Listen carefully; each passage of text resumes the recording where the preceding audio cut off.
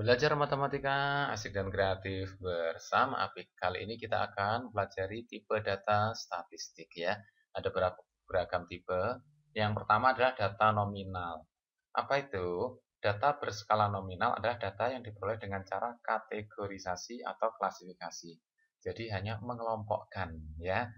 Nah, di sini posisi data setara dan tidak bisa dilakukan operasi aritmatika, penjumlahan, pengurangan, perkalian, atau pembagian. Contoh, jenis kelamin, gitu ya, jenis pekerjaan. Jadi itu nominal ya, laki-laki, perempuan. Laki-laki dan perempuan setara dan tidak bisa ditambahkan. Laki-laki tambah perempuan, jadi apa? Atau laki-laki dikurangi perempuan, jadi apa? Tidak bisa ya. Oke, jenis pekerjaan tidak bisa ditambahkan ya. Dan setara, apakah guru, dokter, atau pengusaha? Nah, itu setara ya, hanya pengelompokan. Disebutnya data nominal tipenya. Oke. Nah, kemudian bandingkan dengan data ordinal. Adalah data berskala ordinal adalah data yang diperoleh dengan cara kategorisasi atau klasifikasi sama seperti nominal, tetapi di antara data tersebut terdapat hubungan posisinya tidak setara gitu ya. Meskipun tidak bisa dilakukan operasi matematika penjumlahan, pengurangan, perkalian, dan pembagian. Contoh kepuasan kerja. Kemudian tingkat motivasi. Misalkan dari kepuasan kerja kamu puas nggak? Ada yang puas, ada yang tidak gitu ya. Atau yang sangat puas gitu ya. Misalkan tidak puas, puas, dan sangat puas. Oke, tentu saja posisi tidak setara. Sangat puas itu lebih tinggi misalkan dari puas, tapi tidak bisa dijumlahkan gitu ya. Misalkan puas tambah puas sama dengan sangat puas. Nah, tidak bisa gitu ya. Motivasi juga gitu ya. Ini contoh-contoh untuk data ordinal. Memang ini dari kategorisasi dan dari klasifikasi, tapi punya hubungan, yaitu masing-masing tidak setara. Sedangkan kalau nominal tadi laki-laki perempuan setara gitu ya. Tidak ada yang lebih tinggi, tidak ada yang lebih rendah.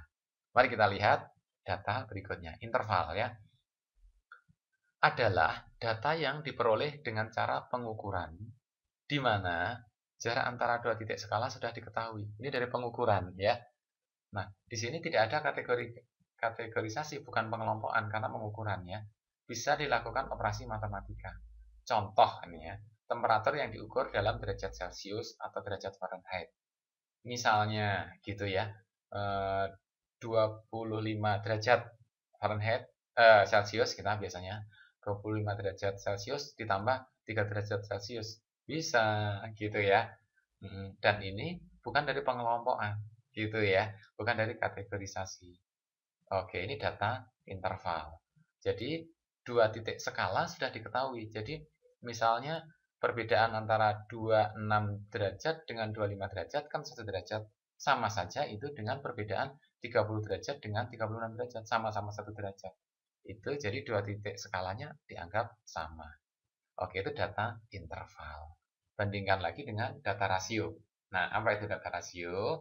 Adalah data yang diperoleh dengan cara pengukuran. Sama ya, pengukuran kayak interval, di mana jarak antara dua titik skala sudah diketahui, sama seperti interval. Dan ada tambahan, titik nol absolutnya sudah diketahui. Nah, jadi di sini tidak ada kategorisasi, bisa dilakukan operasi penjumlahan, matematika ya, penjumlahan, pengurangan, perkalian, dan sebagainya. Nah, contohnya gaji, skor ujian, nilai ujian bisa ditambah, bisa dikurangi, bisa dikali. Jumlah buku, banyaknya buku, gitu. Dan nolnya sudah tahu, jumlah buku. Oh, nilainya nol, nggak ada buku sama sekali. Tahu, gitu ya. Kalau gaji, nah gajinya nggak dapat gaji nol. Oh, bisa diketahui. Skor ujian, nggak dapat skor, bisa. Lalu kalau interval tadi gimana? Mari kembali ke interval. Misalkan derajat Celcius nih. Nolnya, sebenarnya 0 derajat Celcius kan ada 0 Celcius ya. Tapi itu bukan nol yang sebenarnya. Fahrenheit 0 Celcius ternyata di Fahrenheit itu bukan 0. Misalnya ada di 32 kayak. Nah, atau jadi 12 Fahrenheit atau 32 Fahrenheit. Nah, itu jadi nolnya nggak nol mutlak ya. Makanya ada derajat Celcius gitu ya. Nah, kalau mau nol mutlak, kalau dalam interval itu sekarang sih sudah diketahui dalam temperatur adalah pakai Kelvin. Nah, ini 0 derajat ya, 0 derajatnya tidak diketahui. Sebenarnya berapa? Hanya acuan saja. Tapi kalau rasio, nolnya benar-benar diketahui. Gajinya nol, dia tidak menerima gaji, gitu ya. skor ujiannya 0, misalnya salah semua gitu ya. Jumlah bukunya 0, tidak ada buku gitu ya. Jadi titik nol absolutnya benar-benar diketahui.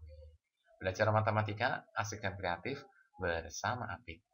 Oke, nah tipe data ini juga bisa dilihat ya, dikelompokkan. Tadi kalau yang nominal dan yang ordinal itu kualitatif ya, hanya kualitatif saja, hanya gambaran. Nah, sedangkan kalau yang interval dan rasio ini sifatnya kuantitatif, karena kita bisa operasi matematika dan aritmatika, penjumlahan, pengurangan, dan sebagainya. Klasifikasi jenis data juga bisa berdasarkan sifat. Nah, sifatnya kualitatif kuantitatif tadi berdasarkan sumber. Kita ada primer, sekunder, yaitu sumbernya kalau yang primer berarti langsung ya. Sekunder barangkali kita dari mengolah dari data-data primer gitu ya. Cara memperoleh bisa dari sensus, jadi semua, atau sampling dari sebagian sampel saja ya, yang dengan aturan tertentu. Bisa juga waktunya cross section, bisa time series. Cross section barangkali serentak di berbagai macam tempat, time series berurutan.